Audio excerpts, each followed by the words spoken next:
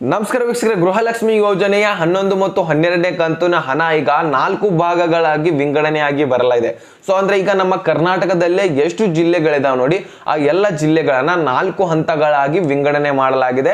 So ಅಂದ್ರೆ 4 ಹಂತಗಳಾಗಿ ವಿಂಗಡಣೆ ಮಾಡಿ ವಿಭಾಗ ಮಾಡಿ ಈಗ 1ನೇ ಹಂತದಲ್ಲಿ ಯಾವ್ಯಾವ ಜಿಲ್ಲೆಗಳಿದಾವೆ, 2ನೇ ಹಂತದಲ್ಲಿ ಯಾವ್ಯಾವ ಜಿಲ್ಲೆಗಳಿದಾವೆ, 3ನೇ ಹಾಗೂ 4ನೇ ಹಂತದಲ್ಲಿ ಯಾವ್ಯಾವ ಜಿಲ್ಲೆಗಳಿದಾವೆ. ಸೊ ಎಲ್ಲನೂ ಕೂಡ ನಾನು ಕ್ಲಿಯರ್ ಆಗಿ ಪಿನ್ ಟು ಪಿನ್ ಮಾಹಿತಿಯನ್ನು ತಿಳಿಸ್ಕೊಡ್ತೀನಿ. 1ನೇ ಹಂತದಲ್ಲಿ ನಿಮ್ಮ ಜಿಲ್ಲೆನೂ ಕೂಡ ಆಗಿದ್ರೆ ಸೊ ನಿಮಗೆ ಬೇಗನೆ ಅಮೌಂಟ್ ಬರುವಂತಹ ಚಾನ್ಸಸ್ ಇರುತ್ತೆ. ಸೊ ಅದಕ್ಕೆ ವಿಡಿಯೋನ ಕಂಪ್ಲೀಟ್ ಆಗಿ ನೋಡಿ. ಸೊ ನಿಮ್ಮ ಜಿಲ್ಲೆ ಯಾವ ಹಂತದಲ್ಲಿದೆ ಕಂಪ್ಲೀಟ್ ಆಗಿ ನೋಡ್ಕೊಳ್ಳಿ. ಸೊ ಮೇಲ್ಗಡೆ ಬಂದಿರುವಂತಹ ಇನ್ಫಾರ್ಮೇಶನ್ ಆಗಿರುತ್ತೆ. ಸೊ ಅವ್ರು ಹಾಕ್ತೇವೆ ಅಂತಾನೆ ಹೇಳ್ತಾ ಇರುವಂತದ್ದು, ಅದಕ್ಕೋಸ್ಕರ ನಾವು ಹಾಕ್ತಾರೆ ಅಂತಾನೆ ಹೇಳ್ತಾ ಇರುವಂತದ್ದು. ಸೊ ಅವ್ರು ಹಾಕ್ತಾ ಇಲ್ಲ ಅಂತ ಹೇಳಿದ್ರೆ ಆಗ್ತಾ ಇಲ್ಲ ಅಂತಾನೆ ಹೇಳ್ತಿದ್ವಿ. ಸೊ ಅಮೌಂಟ್ ಬರ್ತಾ ಇರತ್ತೆ ಅಂತಾನೆ ಹೇಳಿದ್ದಾರೆ. 5 ವರ್ಷ ಅಲ್ಲ, ನಾವು ಮುಂದೆ ಮತ್ತೆ ಆಯ್ಕೆ ಆದ್ರೆ, ನಾವು ಮತ್ತೆ ಕಾಂಗ್ರೆಸ್ ಪಕ್ಷ ಆಯ್ಕೆ ಆದ್ರೆ ಮತ್ತೆ ನಾವು ಈ ಒಂದು ಗ್ಯಾರಂಟಿಗಳನ್ನ ನಾವು ಮುಂದುವರಿಸ್ತೇವೆ ಅಂತಾನೆ ಹೇಳಿರುವಂತದ್ದು. ಸ್ವತಃ ಮಾನ್ಯನೇ ಲಕ್ಷ್ಮೀ ಹೆಬ್ಬಾಳ್ಕರ್ ಮತ್ತೆ ಇವರು ಡಿ.ಕೆ. ಶಿವಕುಮಾರ್ ಅವರ ಸ್ಪಷ್ಟನೆಯನ್ನ ಕೊಟ್ಟಿರುವಂತದ್ದು. ಸೊ ಅದನ್ನ ಲೈವ್ ಪ್ರೂಫ್ ಆಗಿ ಹಿಂದಿನ ವಿಡಿಯೋಗಳಲ್ಲಿ ತಿಳಿಸಿಕೊಟ್ಟಿದ್ದೀನಿ. ಸೊ ಈಗ ಕಂಪ್ಲೀಟ್ ಆಗಿ ನೋಡಿ. ಚಾನಲ್ಗೆ ಸಬ್ಸ್ಕ್ರೈಬ್ ಮಾಡಿಲ್ಲ ಅಂದ್ರೆ ಬೇಗನೆ ಸಬ್ಸ್ಕ್ರೈಬ್ ಮಾಡ್ಕೊಳ್ಳಿ. ವಿಡಿಯೋಕ್ಕೆ ಒಂದು ಲೈಕ್ ಕೊಟ್ಬಿಟ್ಟು ವಿಡಿಯೋನ ನೋಡ್ಲಿಕ್ಕೆ ಸ್ಟಾರ್ಟ್ ಮಾಡಿ. ಈಗ ಒಮ್ಮೊಮ್ಮೆ ಕೆಲವೊಂದಿಷ್ಟು ಫಲಾನುಭವಿಗಳಿಗೆ 11 ಮತ್ತು 12ನೇ ಕಂತಿನ 4,000 ಅಮೌಂಟ್ ಜಮಾ ಆಗಿರುವಂಥದ್ದು. ಇನ್ನು ಕೆಲವೊಂದಿಷ್ಟು ಫಲಾನುಭವಿಗಳಿಗೆ 6,000 ಅಮೌಂಟ್ ಕೂಡ ಜಮಾ ಆಗಿರುವಂಥದ್ದು. ಸೊ ನೀವು ನಂಬ್ತಿರೋ ಬಿಡ್ತಿರೋ ನಿಮ್ಮ ಮೇಲೆ ಬಿಟ್ಟಿದ್ದು. ಯಾಕಂದ್ರೆ 10ನೇ ಕಂತಿನ 80% ಜನರಿಗೆ ಫಲಾನುಭವಿಗಳಿಗೆ ಮಾತ್ರ ಜಮಾ ಆಗಿದೆ. ಇನ್ನು 20% ಫಲಾನುಭವಿಗಳಿಗೆ ಈ ಒಂದು ಅಮೌಂಟ್ ನಲ್ಲಿನೇ ಸೇರಿಸಿ 6,000 ಹಣ ಕೊಟ್ಟಿರುವಂಥದ್ದು. ಈಗ ಈ ಒಂದು ಗೃಹಲಕ್ಷ್ಮಿ ಯೋಜನೆಯ 11 ಮತ್ತು 12ನೇ ಕಂತಿನ ಹಣ ಸದ್ಯದಲ್ಲಿ ಬರಬೇಕಾಗಿದೆ. ಓಕೆನಾ. ಸೊ ಈ ಒಂದು 4,000 ಅಮೌಂಟ್ ಯಾವ್ಯಾವ ಜಿಲ್ಲೆಗಳಿಗೆ ಯಾವ್ಯಾವ ಹಂತದಲ್ಲಿ ಜಮಾ ಆಗತ್ತೆ, ಯಾವ್ಯಾವ ಜಿಲ್ಲೆಗಳಿಗೆ ಮೊದಲೇ ಹಂತಿದಾವೆ.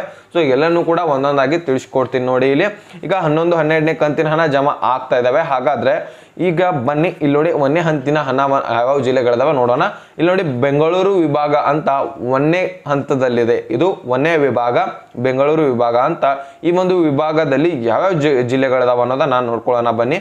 ಸೊ ಒಳ್ಳೆಯದಾಗಿ ಬೆಂಗಳೂರು ನಗರ, ಬೆಂಗಳೂರು ಗ್ರಾಮಾಂತರ, ರಾಮನಗರ, ಚಿಕ್ಕಬಳ್ಳಾಪುರ, ಚಿತ್ರದುರ್ಗ, ದಾವಣಗೆರೆ, ಕೋಲಾರ, ಶಿವಮೊಗ್ಗ ಮತ್ತು ತುಮಕೂರು ಈ ಜಿಲ್ಲೆಗಳಿಗೆ 11 ಮತ್ತು 12ನೇ ಕಂತಿನ ಹಣ ಮೊದಲನೇ ಹಂತದಲ್ಲಿ ಬಿಡುಗಡೆ ಆಗ್ತಾ ಇರುವಂಥದ್ದು. ಸೊ ಇದನ್ನ ರಿಪೀಟ್ ಆಗಿ ನೋಡ್ಕೊಳ್ಳಿ ಯಾವ್ಯಾವ ಜಿಲ್ಲೆಗಳಿದಾವ ಅಂತ. ನಿಮ್ಮ ಜಿಲ್ಲೆನೂ ಕೂಡ ಇರ್ಬೋದು, ನಿಮ್ಮ ಖಾತೆಗೂ ಕೂಡ ಆದಷ್ಟು ಬೇಗನೆ ಹಣ ಜಮಾ ಆಗ್ಬೋದಾಗಿರುತ್ತೆ. ಸೊ ನೆಕ್ಸ್ಟ್ 2ನೇ ಹಂತದಲ್ಲಿ 2ನೇ ವಿಭಾಗ ನೋಡ್ಕೊಳ್ಳೋಣ. ಬೆಳಗಾವಿ ವಿಭಾಗ. ಬೆಳಗಾವಿ ವಿಭಾಗದಲ್ಲಿ ಯಾವ್ಯಾವ ಜಿಲ್ಲೆಗಳಿದಾವೆ ಅಂದ್ರೆ ಬೆಳಗಾವಿ ಇದೆ, ಬಾಗಲಕೋಟೆ, ವಿಜಯಪುರ, ಧಾರವಾಡ, ಗದಗ, ಹಾವೇರಿ, ಉತ್ತರ ಕನ್ನಡ. ಸೊ ಈ 7 ಜಿಲ್ಲೆಗಳು 2ನೇ ವಿಭಾಗದಲ್ಲಿ ಇರುವಂಥದ್ದು. ಸೊ 2ನೇ ಹಂತದಲ್ಲಿ ಈ ಒಂದು ಜಿಲ್ಲೆಗಳಿಗೆ ಹಣ ರಿಲೀಸ್ ಆಗ್ತಾ ಇರುವಂಥದ್ದು. ನೆಕ್ಸ್ಟ್ 3ನೇ ಹಂತದಲ್ಲಿ 3ನೇ ಭಾಗದಲ್ಲಿ ಯಾವ್ಯಾವ ಜಿಲ್ಲೆಗಳಿದಾವ ಅಂತ ಹೇಳಿದ್ರೆ ಕಲಬುರಗಿ ವಿಭಾಗ ಅಂತ ಕೊಟ್ಟಿದ್ದಾರೆ. ಸೊ ಒಂದು ಕಲಬುರಗಿ ವಿಭಾಗಗಳಲ್ಲಿ ಯಾವ್ಯಾವ ಜಿಲ್ಲೆಗಳಿದಾವ ಅನ್ನೋದನ್ನ ನೋಡ್ಕೊಳ್ಳೋಣ. ಸೊ ಇಲ್ಲಿ ನೋಡಿ, ಕಲಬುರಗಿ ಇದೆ 1ನೇದಾಗಿ. ನೆಕ್ಸ್ಟ್ ಬೀದರು, ಕೊಪ್ಪಳ, ಬಳ್ಳಾರಿ, ರಾಯಚೂರು, ಯಾದಗಿರಿ. ಸೊ ಈ 6 ಜಿಲ್ಲೆಗಳಿಗೆ 3ನೇ ವಿಭಾಗದಲ್ಲಿ 3ನೇ ಹಂತದಲ್ಲಿ ಹಣ ರಿಲೀಸ್ ಆಗ್ತಾ ಇರುವಂಥದ್ದು. ನೆಕ್ಸ್ಟ್ ಇಲ್ಲಿ 4ನೇ ಹಂತದಲ್ಲಿ ಯಾವ್ಯಾವ ಜಿಲ್ಲೆಗಳಿದಾವ ಅನ್ಕೊಳ್ಳೋದನ್ನ ನೋಡ್ಕೊಳ್ಳೋಣ. ಓಂ ಶ್ರೀ ಹೊರನಾಡು ಅನ್ನಪೂರ್ಣೇಶ್ವರಿ ಜ್ಯೋತಿಷಾಲಯ. ಸೊ ನಾವು ಮನುಷ್ಯರಾಗಿ ಹುಟ್ಟಿದ ಬಳಿಕ ಒಂದಾದ್ರೂ ಸಮಸ್ಯೆ ಇದ್ದೇ ಇರತ್ತೆ. ಉದಾಹರಣೆಗೆ ಪ್ರೀತಿಯಲ್ಲಿ ಕಿರಿಕಿರಿ, ಮದುವೆಯ ಸಮಸ್ಯೆಗಳಿರ್ತವೆ, ಗಂಡ ಹೆಂಡತಿಯ ಜಗಳಗಳಿರ್ತವೆ, ಅತ್ತೆ ಸೊಸೆಯ ಜಗಳಗಳಿರ್ತವೆ, ಮಹಿಳೆಯರ ಗುಪ್ತ ಸಮಸ್ಯೆಗಳಿರ್ತವೆ, ಸಂತಾನದ ಸಮಸ್ಯೆ ಇರುತ್ತೆ, ಮತ್ತೆ ಶತ್ರುವಿನ ನಾಶ, ಸಾಕಷ್ಟು ಹಲವಾರು ಇನ್ನೂ ಹೆಚ್ಚಿನ ಸಮಸ್ಯೆಗಳಿರ್ತವೆ. ಸೊ ಆ ಒಂದು ಎಲ್ಲ ಸಮಸ್ಯೆಗಳಿಗೆ ಪರಿಹಾರ ಇಲ್ಲಿ ಸಿಗತ್ತೆ. ಇಲ್ಲಿ ಸ್ಕ್ರೀನಲ್ಲಿ ಕಾಣ್ತಾ ಇರುವಂತಹ ಜ್ಯೋತಿಷರು ಇರ್ತಾರೆ. ಸೊ ಈ ಒಂದು ನಂಬರ್ಗೆ ಕರೆ ಮಾಡಿದ್ರೆ ನಿಮ್ಗೆಲ್ಲನೂ ಕೂಡ ಪರಿಹಾರ ಮಾಡಿಕೊಡ್ತಾರೆ. ಸೊ ಬೇಗನೆ ಆದಷ್ಟು ಈ ಒಂದು ನಂಬರ್ಗೆ ಕರೆ ಮಾಡಿ ಒಂದು ವಿಶೇಷವಾದಂತಹ ಪರಿಹಾರವನ್ನ ಕಂಡುಕೊಳ್ಳಿ. ಸೊ ಇಲ್ಲಿ ನೋಡಿ, ಮೈಸೂರು ವಿಭಾಗ ಅಂತ ಕೊಟ್ಟಿದ್ದಾರೆ 4ನೇ ಹಂತದಲ್ಲಿ. ಸೊ ಮೈಸೂರು ವಿಭಾಗದಲ್ಲಿ ಚಾಮರಾಜನಗರ, ಚಿಕ್ಕಮಗಳೂರು, ದಕ್ಷಿಣ ಕನ್ನಡ, ಹಾಸನ, ಕೊಡಗು, ಮಂಡ್ಯ, ಮೈಸೂರು ಮತ್ತು ಉಡುಪಿ ಈ 8 ಜಿಲ್ಲೆಗಳಿಗೆ ಹಣ ರಿಲೀಸ್ ಆಗ್ತಾ ಇರುವಂಥದ್ದು 4ನೇ ಹಂತದಲ್ಲಿ. ಸೊ ನಿಮ್ಮ ಜಿಲ್ಲೆನೂ ಕೂಡ ಈ ಒಂದು ಲಿಸ್ಟ್ನಲ್ಲಿ ಯಾವ್ಯಾವ ಹಂತದಲ್ಲಿ ಇದಾವೆ ಅಂದ್ರೆ ಎಲ್ಲರಿಗೂ ಕೂಡ ಒಮ್ಮೆಲೆ ಬಿಡಾಕಂತೂ ಆಗಲ್ಲ.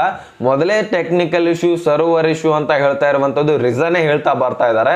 ಸೊ ಯಾರಿಗೂ ಕೂಡ ಬೇಗನೆ ಪಟ್ಟಂತ ಹಣ ಜಮಾ ಮಾಡ್ತಾ ಇಲ್ಲ. ಈಗ ಮೊನ್ನೆ ಕೇಳಿದ ತಕ್ಷಣ ಕೂಡ ತಾಂತ್ರಿಕ ದೋಷ ಅಂತ ಹೇಳಿದ್ರು. ಸೊ ಇನ್ನು ನಾವೇನ್ ಮಾಡ್ಲಿಕ್ಕೆ ಬರಲ್ಲ, ಅವ್ರು ಏನ್ ಹೇಳ್ತಾರೆ ಇನ್ಫಾರ್ಮೇಶನ್ ಅದನ್ನೇ ಕೊಡ್ಬೇಕಾಗತ್ತೆ ಕಣ್ರಿ. ಸೊ ನೀವು ಫೇಕ್ ನ್ಯೂಸ್ ಆದ್ರೆ ಅನ್ರಿ, ಅಥವಾ ಏನು ಸುಳ್ಳು ಸುದ್ದಿನೇ ಅಂತ ಅನ್ರಿ, ನಾವು ಏನು ಮಾಡ್ಲಿಕ್ಕೆ ಬರಲ್ಲ. ಮೇಲ್ಗಡೆಯಿಂದ ಏನು ಇನ್ಫಾರ್ಮೇಶನ್ ಬರುತ್ತೋ ಅದನ್ನೇ ನಾವು ನಿಮ್ಮ ಮುಂದೆ ಇಡ್ತೀವಿ.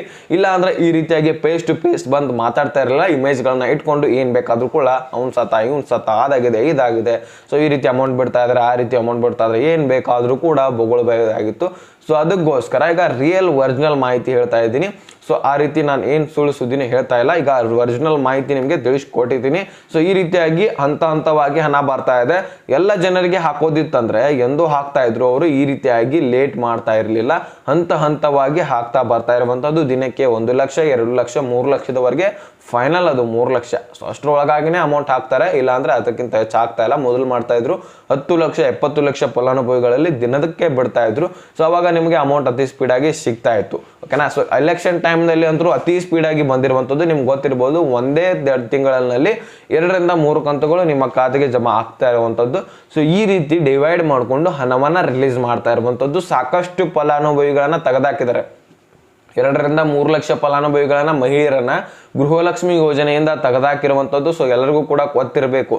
ಸೊ ಇದು ಏನು ಆದಾಯ ತೆರಿಗೆ ಕಟ್ಟುವವರು ಅಂತಾನೆ ಹೇಳಿ ಸಾಕಷ್ಟು ಫಲಾನುಭವಿಗಳನ್ನ ತೆಗೆದುಕೊಂಡಿದ್ದಾರೆ. ಅವರ ದೃಢೀಕರಣ ಪತ್ರವನ್ನು ಸಲ್ಲಿಸಬೇಕಂತ ಈಗಾಗಲೇ ವಿಡಿಯೋಗಳಲ್ಲಿ ತಿಳಿಸ್ಕೊಟ್ಟಿದ್ದೀನಿ. ಇಲ್ಲಿ ಒಂದು ಸ್ವಲ್ಪ ಡೆಮೋ ಹೇಳ್ತೀನಿ ಕೇಳಿ. ಸೊ ಬೇಗನೆ ಆ ಒಂದು ದೃಢೀಕರಣ ಪತ್ರವನ್ನು ರೆಡಿ ಮಾಡ್ಕೊಳ್ಳಿ. ಎಲ್ಲರೂ ಕೂಡ ಸಲ್ಲಿಸ್ಬೇಕಂತೇನಿಲ್ಲ. ಸೊ ಇಲ್ಲಿ 10ನೇ ಕಂತುವರೆಗೂ ಕೂಡ ಬಂದವರು ಕೂಡ ಸಲ್ಲಿಸ್ಬೇಕಂತೇನಿಲ್ಲ. ಏನಾದರೂ 7 ಕಂತು 8 ಕಂತು ಅಲ್ಲೇ ಸ್ಟಾಪ್ ಆಗಿರುತ್ತೆ. ಅಥವಾ ನಿಮ್ಮದು ಗೃಹಲಕ್ಷ್ಮಿ ಯೋಜನೆ ಸ್ಟೇಟಸ್ ಚೆಕ್ ಮಾಡಿದಾಗ ಆದಾಯ ತೆರಿಗೆ ಕಟ್ಟುವವರು ಅಂತ ಬರ್ತಾ ಇದ್ರೆ, ಅಂದ್ರೆ ನೀವು ಕಟ್ತಾ ಇರಲ್ಲ ಆದ್ರೂ ಸಹಿತ ನಿಮ್ದು ಬರ್ತಾ ಇದೆ, ಅಂಥವರಿಗೆ ಏನಿದೆ ಈ ಒಂದು ದೃಢೀಕರಣ ಪತ್ರವನ್ನ ನಿಮ್ಮ ಒಂದು ತಾಲೂಕಿನಲ್ಲಿರುವಂತಹ ಮಹಿಳಾ ಮತ್ತು ಮಕ್ಕಳ ಕಲ್ಯಾಣ ಇಲಾಖೆಗೆ ಸಲ್ಲಿಸಲೇಬೇಕಾಗತ್ತೆ. ಅವಾಗ ಮಾತ್ರ ನಿಮಗೆ ಗೃಹಲಕ್ಷ್ಮಿ ಯೋಜನೆ ಕಂಟಿನ್ಯೂಸ್ ಆಗಿ ಬರುತ್ತೆ. ಇದನ್ನ ನೀವೇ ಖುದ್ದಾಗಿ ದೃಢೀಕರಣ ಪತ್ರವನ್ನ ರೆಡಿ ಮಾಡ್ಕೋಬೇಕು, ಓಕೆನಾ. ಸೊ ಆನ್ಲೈನ್ ಸೆಂಟರ್ಗಳಿಗೆ ಹೋಗಿ ಈ ರೀತಿ ಇದೆ ಅಂತ ಹೇಳಿ ರೆಡಿ ಮಾಡ್ಕೊಂಡು ಸಿಗ್ನೇಚರ್ ಮಾಡ್ಕೊಂಡು ಮುಖ್ಯಸ್ಥ ಸಿಗ್ನೇಚರ್ ಮಾಡ್ಕೊಂಡು ಆ ಒಂದು ದೃಢೀಕರಣ ಪತ್ರವನ್ನ ಸಲ್ಲಿಸಬೇಕಾಗತ್ತೆ. ಎಲ್ಲರೂ ಕೂಡ ಸಲ್ಲಿಸಬೇಕಂತೇನಿಲ್ಲ.